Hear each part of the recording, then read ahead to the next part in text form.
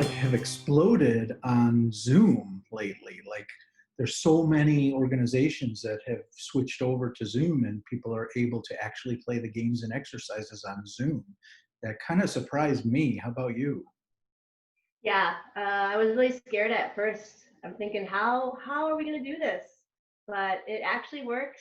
I was surprised that the connections, we still felt like a team, even though we'd only met remotely. Felt like an improv team. We felt like we really knew each other. We laughed a lot. We bonded. When the 8 weeks was over, we were really sad.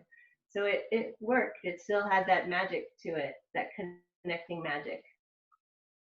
Yeah, it's remarkable. It's a testament to the art form, Yeah. clearly. Two Um, two of the games I've actually found have worked better remotely than oh, live. okay. And that has been so one is this great game that I learned from Nick John, who's amazing. And that's just a great way to get people to kind of open up and talk who might be really hesitant to improvise. And I call it I think I just call it talking object. And, and the way Nick did it, he was brilliant. We were working with a group and they were kind of quiet and hesitant. And so Nick tossed a hat in the middle of the stage and it's like, somebody talk for the hat. Just from off Oh, stage, talk for the hat. And they did. And suddenly they were like open and free. So it was really fun because remotely I had everyone find an object.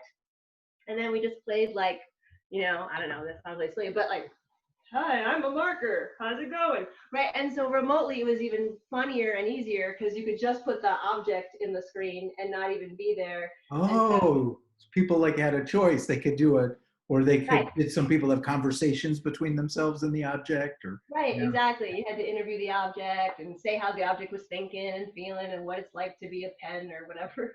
right. But it was really fun and it does help people who are afraid to kind of have the spotlight on them, helps Yes. them open up because the spotlight's somewhere else, but we're hearing their voice.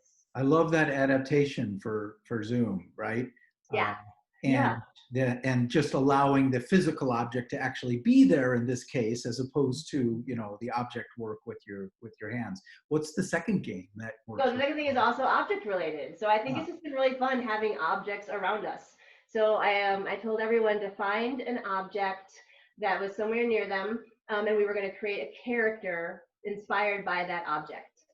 So I gave everybody a minute, and they kind of went. And I found this weird wig that my kids had, and everyone found it surprisingly really like. We had to take a moment and do a little show and tell first because everyone found such interesting things in their homes, and we would never have had such interesting objects, at a classroom.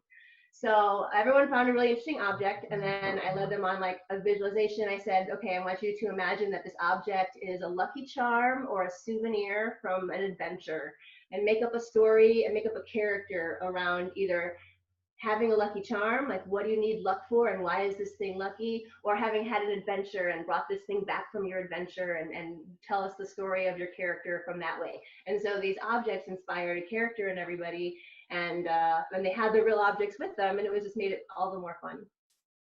I love that.